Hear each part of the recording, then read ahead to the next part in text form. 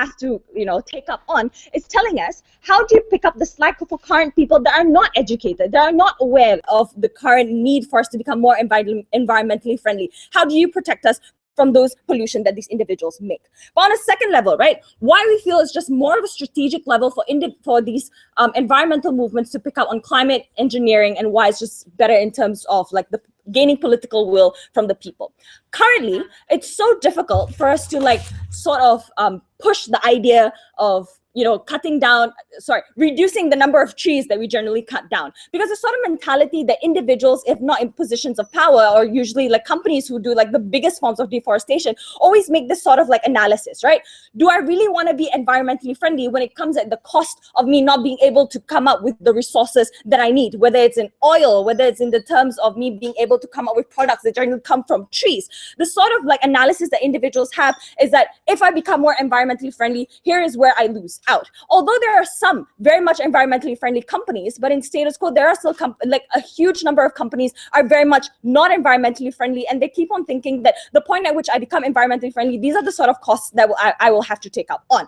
But now when you talk about climate engineering, what that does is that it doesn't become a direct confrontation towards these sort of individuals who are in these positions, or generally companies, right? Because you're telling them, look, although we're trying to persuade you and negotiate with you in terms of moving away from the idea of cutting down trees, at least now these are the efforts that we can do that do not need to be stalled by the idea of negotiating with a company, right? Because one of the problems why we also face a huge time reduction in terms of bringing meaningful change when it comes to being more environmentally friendly is not just about educating people, but it's about persuading and negotiating with one of the biggest stakeholders when you're talking about like creating a more environmentally friendly scenario, which is generally the corporations. But when you want to persuade them, it's very difficult, and it's very at least at best, even if you get to persuade them, it happens at a much slower rate, because you're trying to understand the sort of economic analysis that these companies make. But at least when you're talking about climate engineering, it's a different angle of which you take on to create a more environmentally friendly scenario. Therefore, it doesn't become a direct confrontation towards these corporations. Therefore, at least there doesn't become a direct barrier towards them wanting to vote for the idea of climate engineering or just becoming more environmentally friendly. Therefore, ladies and gentlemen, we don't think preservation should exist in a vacuum. Instead, it should have a complementary method of climate engineering. Thank you. I'd like to thank you for that speech and invite forward the first speaker of the opposition bench to open the case on behalf of the opposition. Madam Chair, 2 months ago in Beijing, China agreed that by 2030, it would have 30% of its energy produced by renewable resources, and it would level off the total amount of emissions. The United States, one of the largest emitters in the world, agreed that by 2030, it would cut its emissions by between 26 and 28%. We think that in that context, it is not the education of people that matters that has been delaying action on climate change. For so long, it has been the political incentives. Those political incentives have changed. And we think that we should continue, and the environmental movement should continue, to leverage their efforts and their lobbying capital against political actors to solve the causes of anthropomorphic climate change, not place a band-aid upon it in a way that removes political capital from anything that will actually work to fix the problem. What I'm going to do in this speech is firstly explain why this is an ineffective solution, because the entire case that we got brought then about the failures of the status quo are contingent on a comparative in which these guys have a solution that's actually going to do something good. We don't think they will. The second thing that I'm going to talk to you about is why this is an unacceptably costly solution in terms of both the environmental causes that people care about, but also the human beings that have to bear those costs. And thirdly, I'm going to talk about why this damages and sets back the influence of the environmental movement on important causes. Firstly, why is this an ineffective solution?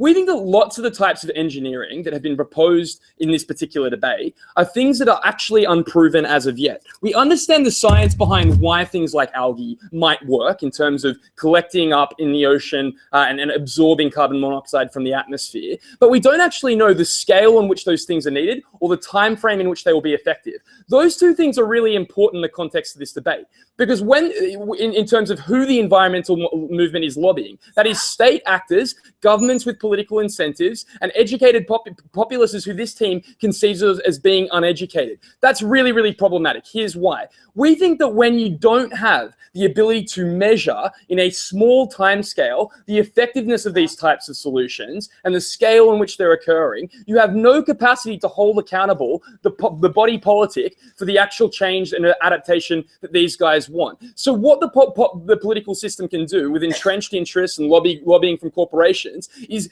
engage in some of these solutions, and without any kind of proof as to their effectiveness or the mitigation of those things, say to the people, we've done enough. And we don't think that they can hold up that fig leaf without doing anything about the causes, and that be enough given the imperative that was set up at opening government. But the second thing that Nick raised in a POI and that didn't get a particularly good solution is that this is a band-aid that fails to address the actual causes. Because putting more trees on the ground, Madam Speaker, isn't going to do a whole lot when China's emissions rates are growing. And the glib response that we got, that they're happy to support that as well, ignores the reality of politics, where you can only spend money on so many causes in so many ways at some times. And given that now the environmental movement, the biggest voice, is no longer lobbying for those things, they're lobbying for experimental solutions like increasing cloud coverage of the planet, there's no longer a powerful force in politics lobbying for the types of genuine change that we support on this side of the house. That means that it is less likely to occur. That's pretty problematic in this debate. Number one, because without it, this situation is going to get worse and worse,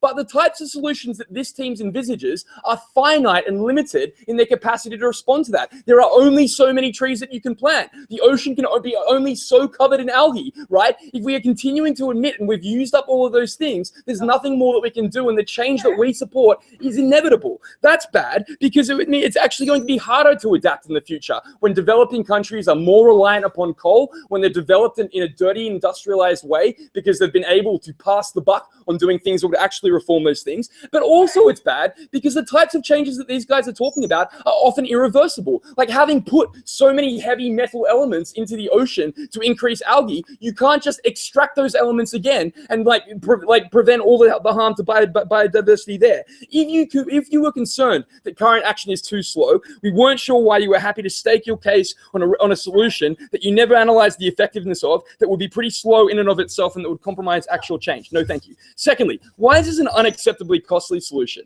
Number one, it's costly for the aims of the environmental movement. Like, environmentalists are concerned about the preservation of biodiversity and the reweighting of development and sustainability objectives. Like, individuals within that movement, it is crucial to their motivation that they have a belief in the intrinsic value of the natural world that human beings have thrown out of balance. We don't think lots of people within these movements support the idea of re-engineering the planet based on human interests and human science in a way that's fundamentally artificial to that planet. We think that means that you're going to get a decrease in the amount of enthusiasm by those people, and that there'll be pretty bad advocates for it. But secondly, insofar as there is a trade-off between prosperity and sustainability objectives in any sense, this imposes costs on the wrong people. Because when you forest land, there are only so many areas that you can forest, only certain areas that are suitable for that. Usually, they're agricultural areas. We have a food crisis at the moment. Lots of agrarian societies where that land exists need that land to produce other things. When you pollute the ocean with iron that increases algae, you prevent the absorption of oxygen into the water in a way that compromises the biodiversity of marine life in that place. When you increase cloud coverage, you decrease sunlight, which also affects agrarian societies. That imposes costs on poor countries. It imposes costs on taxpayers who have to fund these systems in a way that's very unlikely to actually deal with the problems we'll take closing. So, as an environmentalist, I call for us to plant a lot of trees just to save the earth. Why can't I say you have to reduce carbon just to save the earth as well? Cool. You are. Some people within the environmental movement aren't, and that's what's likely to mean that there's a split in the attention and people are bad things. We think some people will probably all go nuts for this. It's not particularly the point. But my third point of analysis here is to why this damages the influence of the environmental movements also impacts, or answers that question. Because the types of solutions that we're talking about, stop and think about it for a moment. We are going to create clouds to increase cloud coverage of the earth. All of the actors within the status quo that have been responsible for the stagnation of the environmental movement's discourse have an incentive then now have the ammunition to use these types of crazy harebrained schemes to paint them as just that, right? To marginalize those people further from having influence within the political discourse, to make them look like a scientific conspiracy and make them look like crazy people that care too much about the world and want to do things with taxpayer money. We think that limits the ability of you to be able to get the types of change that people can understand, like pollution is causing climate change. We need to reduce pollution by putting a price on carbon. That means that we actually split the focus of that movement and decrease their overall sway within national political discourse for educated and uneducated citizens alike. Madam Speaker, this is a solution that won't work, but it will cause incredible costs for the wrong people and damage the environmental movement we're proud to oppose. I'd like to thank you for that speech and invite the next speaker on the government bench to continue the case on behalf of the government.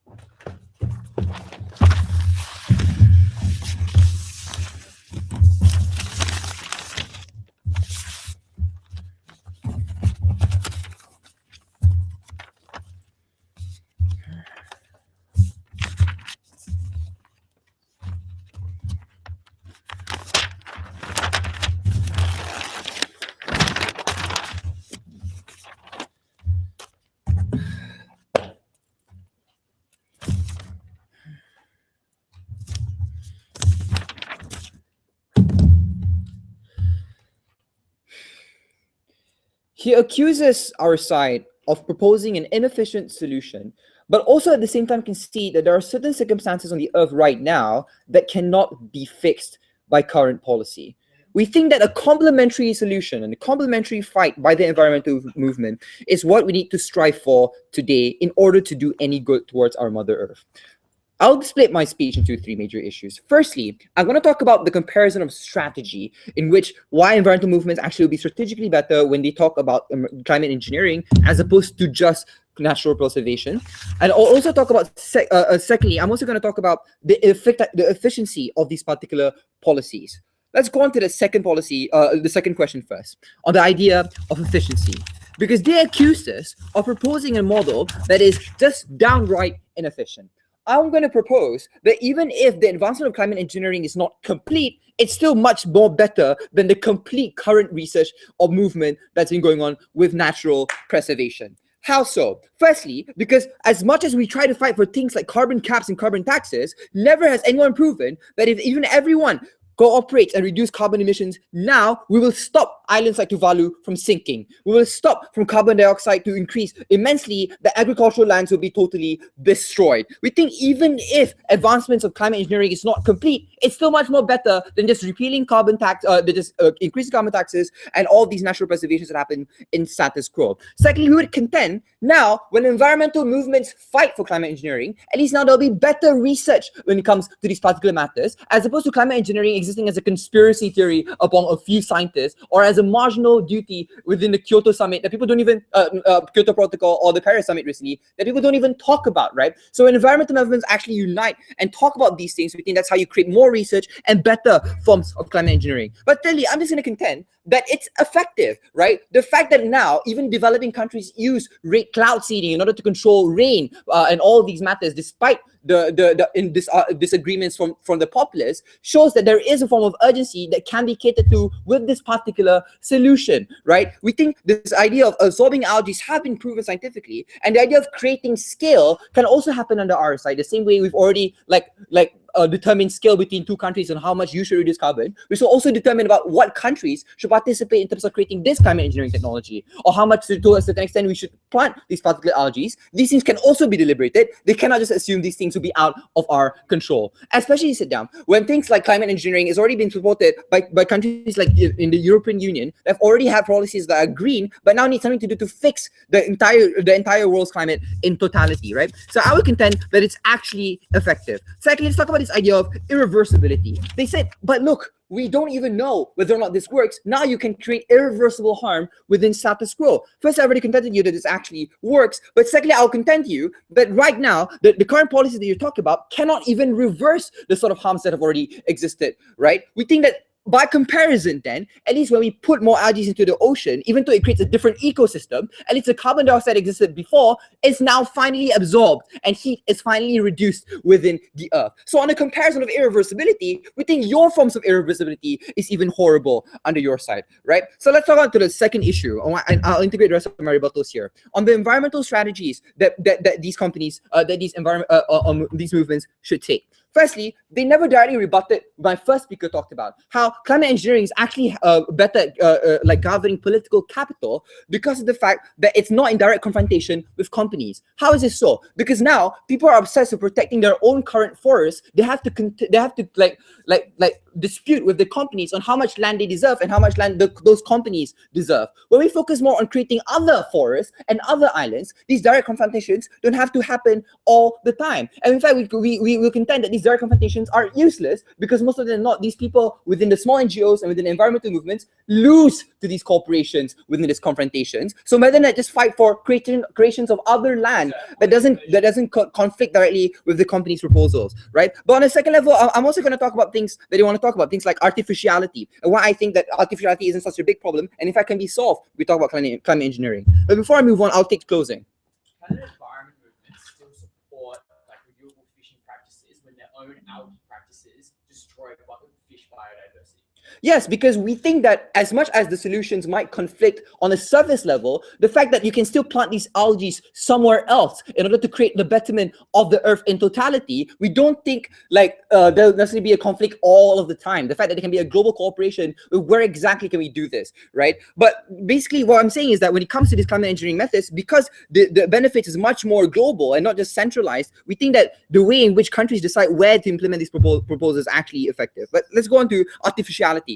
Basically, they said that, look, people are obsessed with naturalism. It's okay to get to the humane side of individuals and talk about protecting current forests. Firstly, we don't think we should pander to these conservatives. The same way we don't pander to conservatives when we have stem cell research in order for the benefit of the health of the people in totality. But if they want to talk about how this is a bad strategic movement, because then you refute the Republicans, we think, have more of a business interest as opposed to the religious interest. That's why we think we fight it better, because at least our policies don't protect forests that prevent their ability to form more coal mines, so to form more factories. We just create more of these particular lands in general, right? We think that not everyone will change their minds in this current policy, but at least now, because we're creating lands, we don't have to cater to the notion of naturalism, the obsession of naturalism to begin with. But on a second level, we think it's time that environmental movements support the scientists that discuss that have discussions within the Kyoto summit when it comes to things like climate engineering. Because when these movements actually become solidified, it stops becoming a conspiracy theory. We don't think there'll be a tension within environmental movements. We think environmental movements have different priorities already. Some protect forests, some protect oceans, but we think that in terms of creating better environments, climate engineering can still be the rallying cause. Lastly, in terms of strategy, this is comparison of political incentives. They say, but we need the political incentives of countries, and that's how it works. I'm going to contend that political incentives is not sustainable. They say it's good that China is repealing carbon taxes. We think that it's bad. Why? Because these incentives can change any time, because your policy is based upon governments being compliant to those particular ideals, right? But when it comes to things like climate engineering, of which you actually create those lands already and plant these particular algae, these things are not as susceptible towards political incentives and initiatives, especially when I've already told you that it's not as antagonizing towards the state governments, considering that corporations don't lose any of their interests, right? Focusing on political incentives is bad because of that. But secondly, we think that as a conclusion, there's an urgent matter that we need to cater to now. In a comparison of irreversibility, at least we already create a refuge in which people like sinking in Tuvalu and Seychelles can go to. At least we absorb the sort of harms that has already existed in status quo and not just try to reduce it. That's why I'm proud to propose.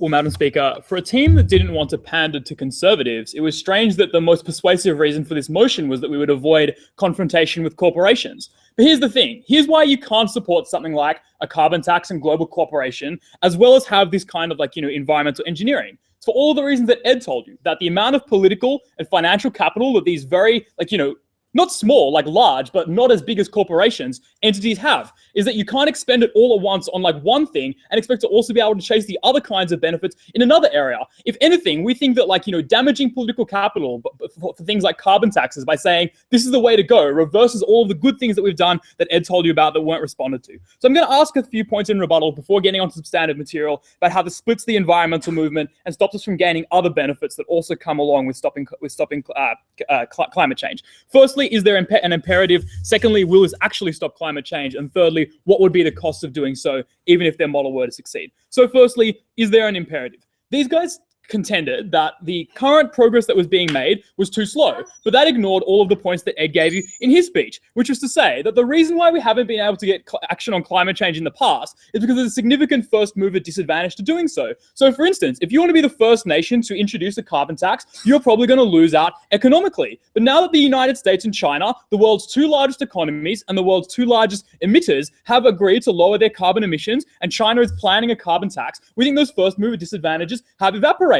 Even if we think that, even if you contend that that is a particularly weak deal and is not really doing anything, we think that symbolically it's incredibly powerful. We think the Paris meeting next year is going to get a lot of people signing up to a binding resolution to fix climate change. That's the context in which we need to view this debate, the context in which something is being done. But it's important to note, no thank you, that if their contention is we can fix climate change by planting more trees, if we can show you that we can reduce carbon dioxide levels, then we think the existing trees will soak up a lot of that and the planet will to some extent heal itself. The other point to make here is that in order for this imperative to actually stick, they need to show that it would work, which is something we don't think they've done, which is the second point of my rebuttal. We said the science was largely unproven. They asserted back that it was actually proven. But let's be comparative here, Madam Speaker. The science about renewable energies and carbon taxes, the types of things we support, has been around for 30, 40, 50 years. Solar panels have been around for a long time by this point. We know they work. We know that places like the EU have introduced carbon taxes and ETSs. Australia had one until they rolled it back, but it was doing a really good job until they did. So we know that those things work. Whereas we have even if there have been some experimentation on these types of things, we don't think in a relative sense it has been proven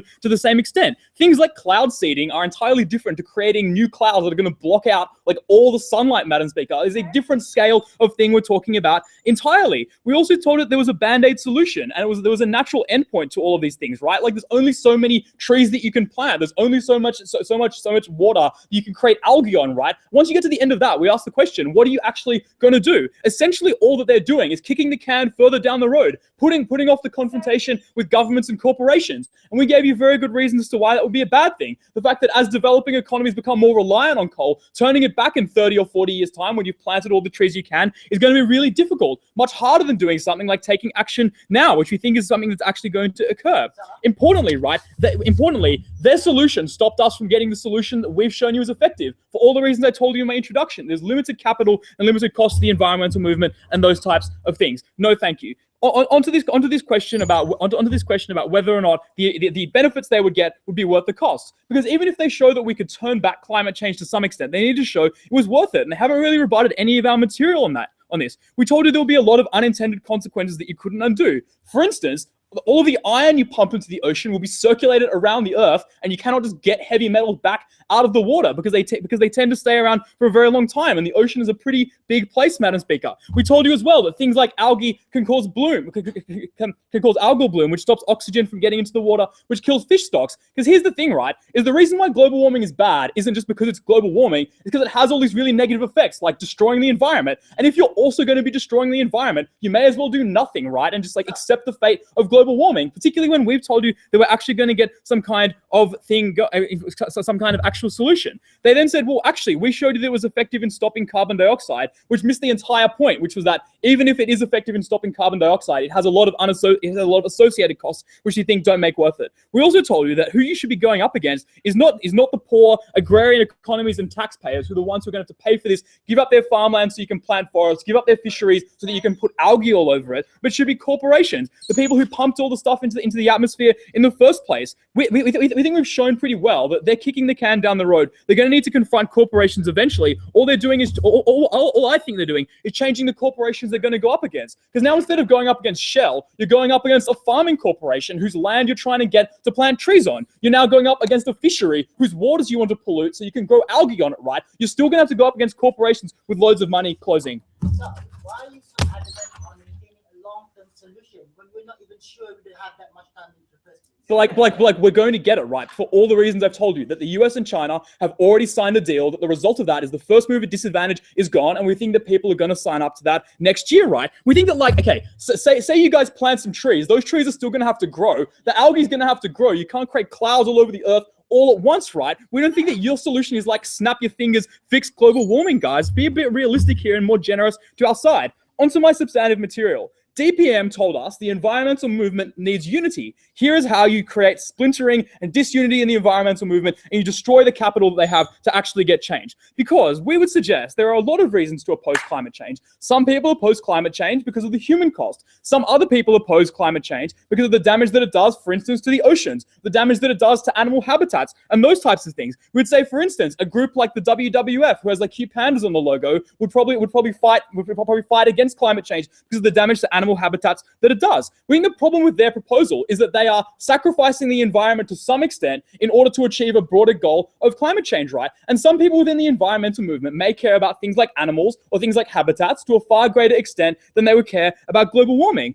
Global warming is a secondary issue for them, right? And so when push comes to shove, they're going to choose animals and habitats. Essentially what that's doing is creating a split in the environmental movement where people who care solely about climate change for human reasons have to go up against people who care about climate change as a secondary issue but also care about animals. The problem with that is that, as all teams in this debate have conceded, you need to go up against very well-funded corporations. You only have finite funds and limited social and political capital. And so splitting the movement is absolutely the worst thing you can do because you're not going to get change. The final point I'll bring quickly is there are ancillary benefits to defeating climate change, like air quality. They lose out because you're still allowed to pollute. For those reasons, we're proud to oppose. Thank you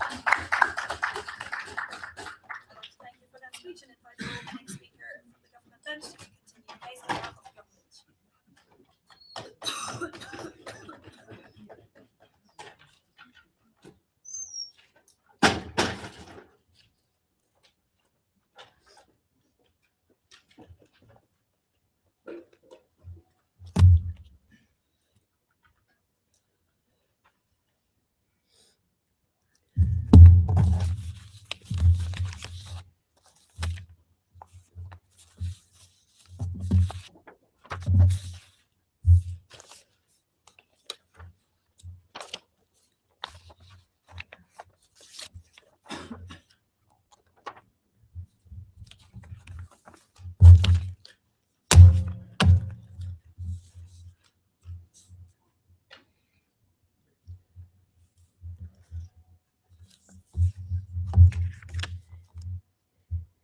When you're living in a world where the ozone layer is already thinning, where plastic rubbish is already being accumulated and increase of human population can't be slowed down, all of these damages are already there.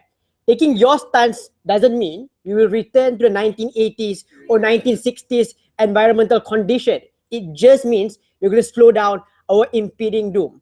So our policy is simple. What should be this change of stance of the environmental movement, and why this change of stance is better for them to accumulate more support from people on the ground? Not talking about education in general. We're going to talk about real appealing to human interest, and why is that appeal much more sufficient in our paradigm. But if you look at like how when Al Gore was going on his political campaign by telling people that even if you manage to reduce up to 50% of carbon emission, you will not slow down our death. Like by 2040, Bangladesh and Maldives will still be flooded anyway because the increase in temperature is still going to be there. But under our policy, this is where it becomes extremely unique. We support for continuous push for carbon reduction, but together with our policy, it compensates for the lack of political agreement, something that both sides concede to this debate. And why? Because of the lack of political agreement, we are able to reach a much more fairer middle ground and be able to compensate for all of those lacking in their particular paradigm. But before that, a few rebuttals before I move on to my argumentation. The first level of rebuttal is in terms of, yeah, but before that, I'll take one from opening. emissions by 50%. People are still allowed to pollute, and at some point you can't plant any more algae. What do you do then when the environmental movement has expended all of its political capital on this ITOL being split entirely?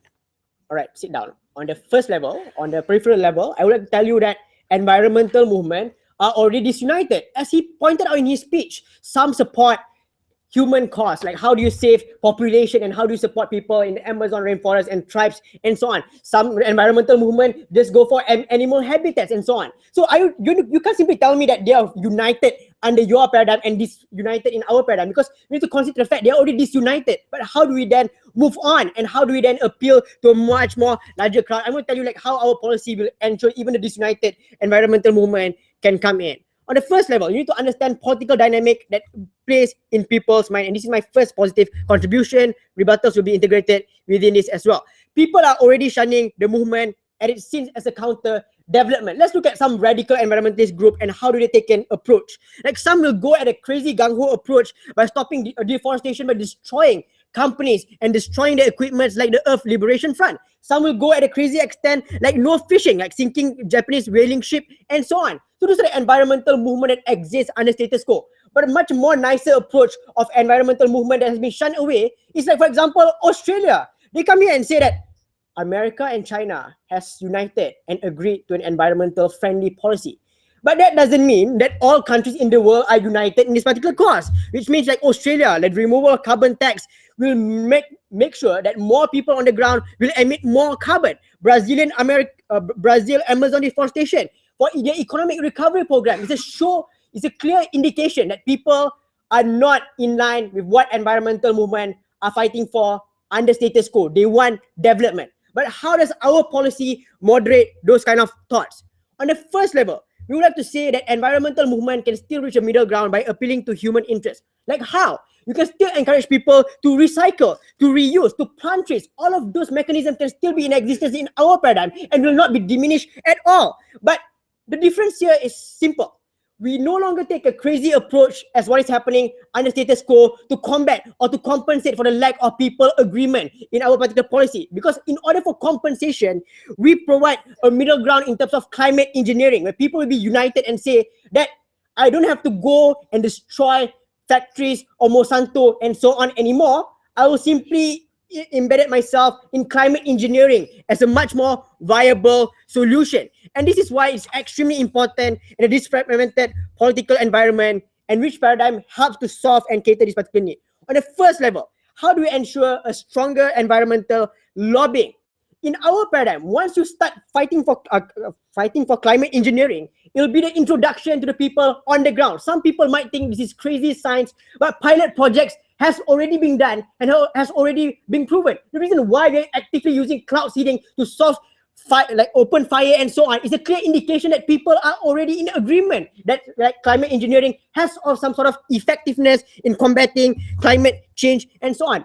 Once you have and garnered all of the support, it means you now objectify the science. Environmental movement has all the capability and resources in conducting environmental science. We enable this particular activation of these resources, and we are able to improve on this climate engineering. If there are problems with lack of improvement or lack of knowledge or lack of science, we compensate for that. You remain this particular science to be so vague and people wouldn't get any form of knowledge towards it. For the next level, you must concede that when it comes to your policy, you must have a multilateral approach for us to actually save the environment. It is not enough for us to have America and China to come in agreement to save our environment.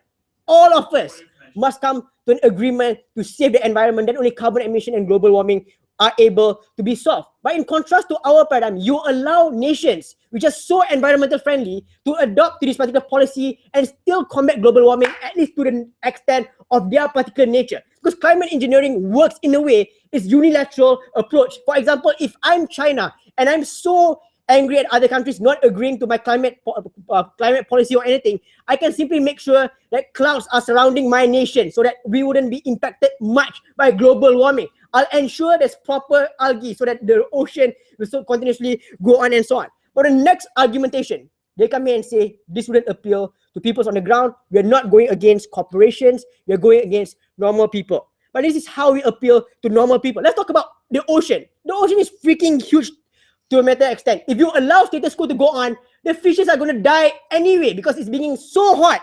In comparison with our paradigm, when you plant algae, it will only take like what, 3 kilometers or 4 kilometers of the ocean, and fishes can still go eat this algae, can still go and they can still fish somewhere else. It wouldn't impact them that much. This is how you appeal to normal people on the ground to come to this agreement. In contrast, corporations are adamant. They don't want to reduce carbon emission because it's so costly. For them, they're so profit-oriented. This is a time we tap the potential of normal people who love the environment, and how do we best appeal to them? Our policy is the way to go. I beg to propose. Thank you for that speech, and invite forward the next speaker on the opposition bench to make the case on behalf of the opposition.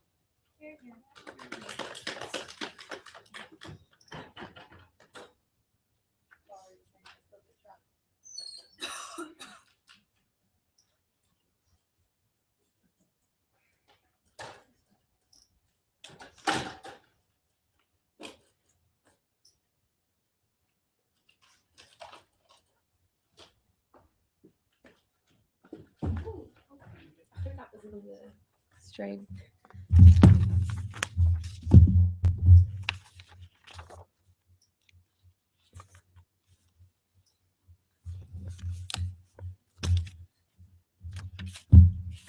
Madam Speaker, at closing opposition, we accept, and happily so, that diversity exists within this movement, that the environmental protection movement stands for many things. But let's look at what it is that unites this particular movement and why that's the most important thing. Because even when people have different priorities, whether that be the protection of animals, the protection of flora, air quality, water sources, the thing that undermines and the mantra that supports underpins this entire movement is the protection of diversity and the natural ecosystems as they exist. It is a recognition that it is irreparable damage you cause when you change any of those things. And we'd say that they should never actively advocate for something that, even if it has good intentions, undermines and changes those ecosystems as they are intended to exist forever. That is something that they should never seek to defend. So, extension first, rebuttal at the end. The first question is, what does the environmental movement care about? Why do they care about climate change specifically? We're willing to accept that the environmental movement probably cares that humans are harmed by climate change. But the real reason that they oppose it and they hate it so vehemently is that because it harms the environment it harms the unique ecological microstructures that exist in the world. Those things are irreparable. You can't imitate those in an artificially constructed manner. But more than that, the environmental protection movement recognizes that they themselves don't fully understand the interconnectivity of those particular things, that they don't truly understand the microscience that exists behind it. So, principally, what do we think that the environmental movement must stand for as it exists? We'd say that they should never accept a compromise when that compromise fundamentally changes the principled thing that it says that it cares for, because you can't change that once you do that thing. But secondly, we tell you it's morally unacceptable for them to do this. Firstly, because the harms here are irreversible, but they reach much further than that. If you're willing to just plant more trees but don't actively oppose something like the palm oil industry, which is responsible for the deaths of like many gorillas and orangutans across the world, you do things like breach animal rights. We think it's morally unacceptable for the environmental movement to accept a compromise which leads directly to that particular outcome. When it robs future generations of the ability to access and to enjoy the environment, you're breaching the obligations you owe to those individuals. But there's more practical harms than that, right? Even if this science is real, there's no promise that ecosystems, the most precious things that exist, don't absolutely collapse, because the best case that the government has is that exclusively they help humans. We don't think that's enough of a burden for the environmental movement to stand by and for them to accept, because it's good, like, sure, it's comfortable for me to avoid breaking a sweat when the earth isn't quite so warm, and it's good for me to have lots of access to food, but that solution doesn't truly protect the environment, because in achieving one outcome for the environment, you knew that you were actively detrimenting other aspects of it. And that's why we tell you that it's a viable solution. We agree with opinion oppositions when they say when they say the science is murky, but here's the real problem that we have at closing with it, because the success of government policy is entirely reliant on two things. The first of which is the continued destruction of the environment, that you are covering up the longer term things like the problems with oil extraction, the huge consequences that that causes, whether that be oil spills, whether that be more adventurous oil fracking, which leads to other things, whether that be that you continue to support deforestation because you think that building some new forest elsewhere is somehow equivalent. But secondly, and the real problem we think is that there is always inherent to this destruction in the environment, because as much as they want to say that, well, the Great Barrier Reef's maybe just in Australia, but algae destroys that fundamentally. When the ocean can't breathe because you polluted it with so much iron, sure, humans might be able to breathe more comfortably, but when 30% of all fish species exist within that unique ecology, to dump lots of iron into it fundamentally alters the ability for them to ever exist. You can't just plant it elsewhere when you can't necessarily control the consequences of that broader. And we don't think the environmental movements should ever stand for that particular thing. The third question is, why do we think there is absolutely an element of mutual exclusivity here? For a couple of reasons. Firstly, we'd say it's hard for the environmental movement to lobby for many things at once, because even if this is a diverse movement, the problem is anyone who offers the softest model, the easiest for politicians to latch onto and to compromise, is the thing which we think is the most likely to be championed, because that's the easiest policy to get through. So the problem is that even if you have climate mitigation, things like taxes, ETS, carbon, those things are now much harder to achieve. We think it is much better for the environmental movement to recognize that it's hard to push for an ETS, it's hard to push for international cooperation, but to focus pushing for those particular things, because they recognize that ongoing fossil fuel extraction is much more harmful to the environment than to this particular thing. Before moving on, closing. Currently, the environmental movement is seen as a threat to human development. How do you then moderate that better thinking among people on the ground? Can you repeat the question, sorry? Since environmental movement now is seen as a threat to development at large, that's why people are against any form of policy coming from that. At least our policy ensures they reach a middle ground. Humans can still develop by the cost of saving the environment. The problem with that is you're assuming that absolutely everyone's going to opt for moderation. We told you clearly that's not the case. To the extent that this movement is diverse, there would always be people within that who still thought radical solutions to this particular thing. But more than that, we don't on the op bench have to defend the craziest actors within this movement. But more than that, Madam Speaker, even if people perceive this group to be slightly more extreme than they're comfortable with, that doesn't mean that the movement should have to sell out the principal justifications for why it exists as a movement. What we tell you is absolutely when that movement owes its obligation and says that it exists for the purpose of protecting the environment, prioritizing right-wing politicians or people who feel more comfortable in their own homes than they do protecting the environment shouldn't be this group's main focus. Last thing is a question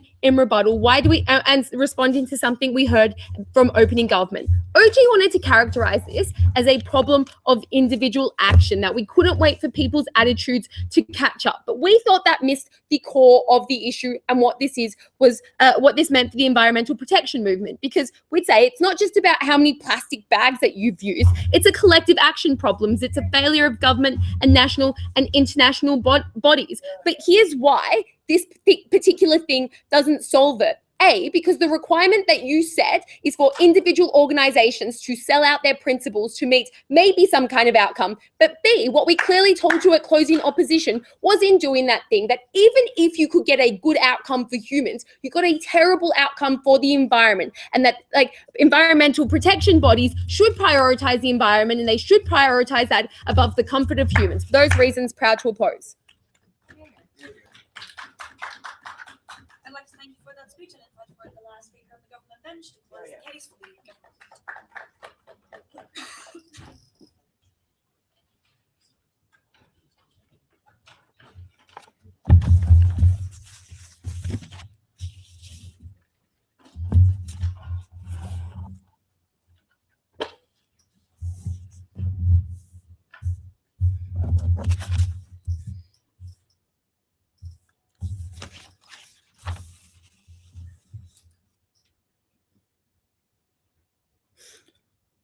Madam Chair, even if everyone in the world right now stop using their car, it won't do anything to prevent the harms of global warming from being manifested in the near future. The entire op bench want to focus on the question of long-term sustainability, But that question only applies if you have time in order that to sustain in the first place. There are two questions that I'd like to look into in my speech today. Firstly, how do exactly the environmental movement appeal to the masses, thus turning them into an effective force to begin with? And secondly, I'm going to look into the status quo, what exactly are the current levels of pollution, and why exactly do we need these radical proposals? On the first issue, how do environmental movement appeal to the masses? Because the line from the closing opposition is this, that it is better, for example, for us to preserve biodiversity for biodiversity's sake. We think that this line is problematic because often when environmental groups couch their arguments to preserve environment solely for the protection of an environment, it lacks appeal towards the masses. Because inherently, people are only able to relate the environment with regard on how the environment might prove to be a utility to them. That's why, for example, people often react to arguments for renewable energy because people see the continuous dependence on oil, for example, harms our political capital, harms our political environment, and harms our economical development in the long run. The only way that people are moving towards renewable energy, for example, is because they see as an economic utility to adopt a certain economic practices in the first place. Environmentalism for the sake of environmentalism is a pretty good concept. But it's also a very alien concept that's hard to be digested by everyday lay person. People cannot see the value of biodiversity beyond this vague benefits of being able to enjoy the environment. We think those are not tangible enough of a benefit for the public to understand, for example. But moreover, they were also talking in some instances on how these proposals are unpredictable with regards to its effect on the ecology. The thing is, what's predictable about status quo is the impending doom that awaits us if you are to continue with this proposal. That's the balance, there's a comparative that this debate has to exist. The thing is that we are in a desperate enough of a situation that people should be concerned about global warming as opposed to the life of a panda, for example. Ladies and gentlemen, they were also talking about the environmental science is incredibly difficult to understand. If necessarily the environmental groups won't understand this and would just support it willy-nilly. Those assume, for example, there's no scientists in these environmental groups, which I think is a very offensive notion. But secondly, they were also talking about how the environment will collapse, for example, because of our proposals. Let's see, we are planting enough trees to create new jungle. Firstly, also, I don't think in fact will actually restore biodiversity in the first place. But secondly, they were also talking about algae, for example. Yes, algae is part of the proposal that we're supporting that actually hurts biodiversity. But it also has to be balanced with the regards on how the benefits in the long run that we may accrue. Because if you are to go on a status quo, the level of development, the unsustainability of level of development that we're currently going on right now, that we are simply on a net basis, that we are simply losing biodiversity. At the very least, our proposal allows life in some new and foreign places to thrive, even if you have to accept some costs at the other parts of the world. Opening. Neither team's solution is going to be instantaneous in this debate. But our solution addresses the root cause of climate change, it imposes costs upon the people who have profited from polluting. Yours band-aids it and charges agrarian economies and taxpayers. Why is that more fair? Well, first of all, when we're talking, they're obviously hinting at the argument that environmental groups cannot take on both ends of the solution, i.e. they have finite capital, so therefore they cannot do so. But we don't think that is necessarily the case.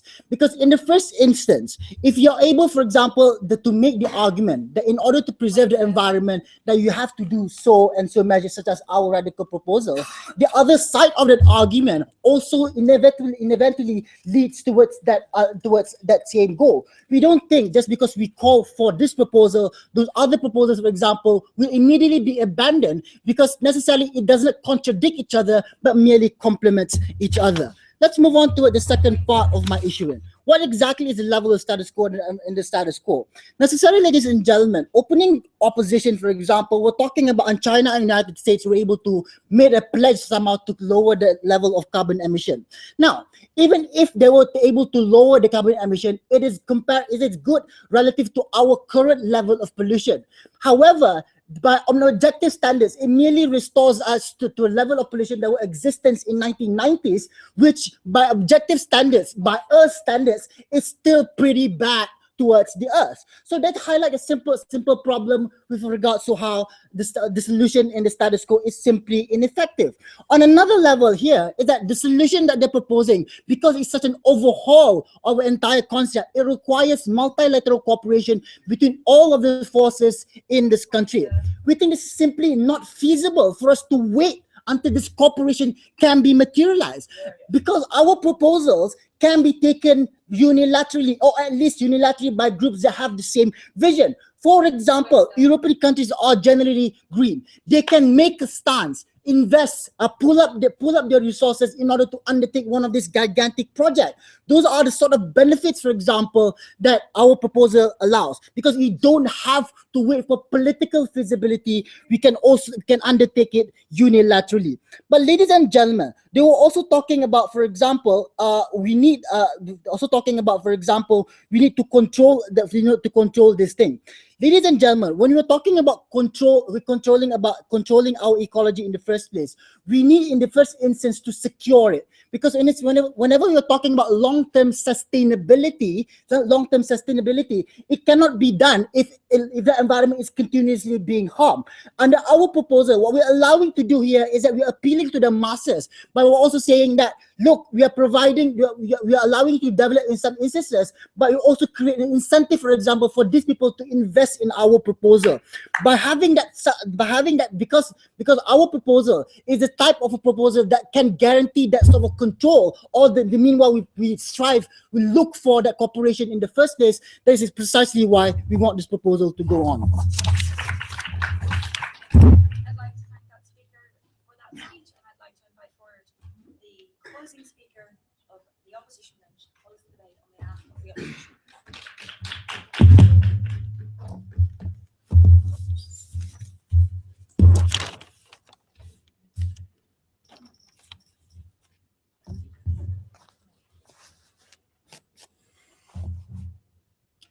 Madam Speaker, the government bench thought this model was some kind of magic bullet for climate change. It was something that no one had ever considered before, that no one had never decided to put into practice, that could just wipe it off.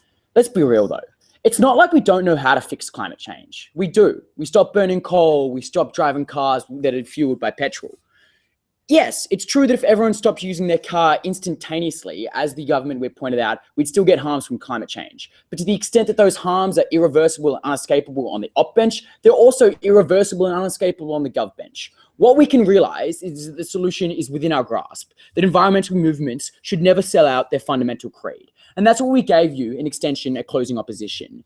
That environmental movements don't just care about natural biodiversity and care about climate change from an anthropological perspective, but as they care for the environment as an end in and of itself, not as a means to fulfill our society, as a means to make everyone rich or something like that. They care about it as an end. It's doubly not worthwhile selling out this fundamental creed when it's something that doesn't even get the aim the government bench seemed to think it would. This isn't a solution to the problem they proposed. So I'm going to be talking or answering two questions in this speech. Principally, what is an acceptable level of damage to the environment? What's an acceptable level of change? And then secondly, practically, what's the best way forward for us as a global community? What should the environmental movement be arguing for? So, what's an acceptable level of damage to the environment?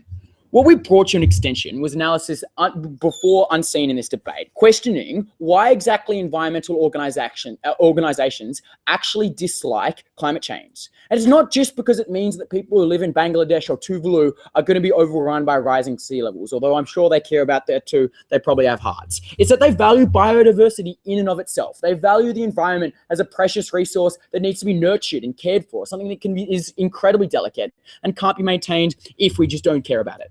It was important that I asked about tuna fishing in that point of information. The idea that environmental movements at the moment hate that we overfish our tuna stocks, hate that we're using destructive practices that kill dolphins as well, that unsustainably take tuna out of the oceans. Why then can't they also support this idea of algae that's going to kill those very same tuna stocks? It's entirely inconsistent for the environmental movement the government side thinks is important and thinks will actually exist in the same way to be arguing for the movements that they wanted to argue for. exact same analysis can be provided to the ideas of planting trees in the Sahara, like when it causes droughts elsewhere because you've got to ship in megatons of water to support these trees, when it destroys the habitat of indigenous creatures to the Saharan desert. We don't think these things are sustainable. We were told a deputy prime minister, and this was echoed a government member, that like environmental movements, some of them care about oceans, some of them care about forests, they all care about different things. What we brought you was the fundamental analysis. They all care about environmental biodiversity. They all care about environmental preservation. That can't be overlooked. When this was a topic that clearly imposed the burden on the government bench to defend fundamental change, we don't think they rose to that. It was a topic that demanded that the environmental movement should have to somehow move away from their values of habitats, move away from their values of biodiversity, move away and start supporting committing genocide on different species of fish in the ocean, committing genocide on indigenous animals to deserts that can't live in trees. Simplistically, this is a movement that cares about the environment. We don't think this care, and we think this care implies a desire to protect and safeguard it. That was in no way consistent with their model. I'll take a point of information now. Yeah. When Bangladesh sinks, the Bengali flora and fauna also sink. So I don't know how you're protecting the environment absolutely. But when your method is so contingent on the changing of lifestyles of people, how will you deal with the urgency of the matter? Sure. Okay. So it's totally not true to say that any kind of action on climate change is contingent on changing the attitude of every single person on the world. It is not true that if everyone uses fewer plastic bags, climate change will suddenly go away. What you need to do is have well-funded environmental organizations that can argue for carbon taxes, that can argue for global emissions trading schemes, that actually stop the production of electricity from brown coal, that actually stop the driving of industries through things like petrol guzzling trucks. That's how you actually get change in environmental damage. It's a total fallacy. It's a neoliberal like narrative that everyone is like responsible for climate change individually. Totally not true. It's decisions by people to use too much electricity. It's decisions by governments to like burn too much coal. So that ties me nicely into the practical side of this debate. What's the best way forward? How do we actually get change in this world? It's amazing to me that mutual exclusivity is still an issue at the end of this debate, because I think it was pretty simplistic and pretty clear that environmental organizations have a finite supply of capital, that if they're expending some of this capital, even the most micro amount, on pushing through their proposals, they can spend less capital on our proposals that's actually fixing the problem of climate change, actually getting rid of brown coal, actually getting rid of harmful electricity generation. We think that's simplistic. But even going beyond that, this idea that you need to be able to appeal to people becomes more difficult when environmental movements are seen as inconsistent. When on one hand, they're arguing that we shouldn't overfish tuna stocks, and then on the other hand, they're literally killing them with increased levels of iron in the ocean. We don't think environmental movements are suddenly seen as appealing. It cuts away their most fundamental base. That's not good for moving people forward. So what else did we get told? We were told by opening government that we need political change. In responding to that point of information before, I told you why it's not true. The political change needs to come from people using fewer plastic bags. It needs to come from governments. It needs to come on a wider scale. That happens when you attack the corporate interests. See the analysis that our opening opposition already gave. Moving on from that, though, we were told by closing government that we should have to defend the kind of crazy protests that turn people away from the environmental movement. I'll take closing now. What happens if you don't get political cooperation in order to effectively reduce carbon emissions? We get more political cooperation than you do because we're spending more money on campaigning for carbon taxes. You don't have that money because you're spending it campaigning for crazy ideas like cloud seeding. It's never worked anywhere. Okay, so what did closing government tell us? They told us that the environmental movement is seen as a threat to development, that you can't have sustainable development, you can't have profitable businesses, and also agree with the environmental movement. This is a lie. Green energy funds worldwide make money for their governments because it's investing in infrastructure that employs people. It's investing in science and technology. It's investing in all those things. The reason why businesses paint it as anti-business is because it's attacking their vested interest. If you own coal mines, obviously you're going to argue that environmental movements are bad for the economy as a whole because they're ones that detract from your own coal mine. This isn't genuine argument. This isn't like genuine belief. We don't think they're just going to fold over when environmental movements try and appease these conservative voices. That's all that the government side is doing. What did we bring you at closing opposition that meant we won the debate? It was actual analysis of what environmental organizations should and do stand for. It's not the destruction of environment. It's never the fundamental changes to environment. It's always preservation. That's what we're proud to support. Please go outside, shake hands, and wait for us to go.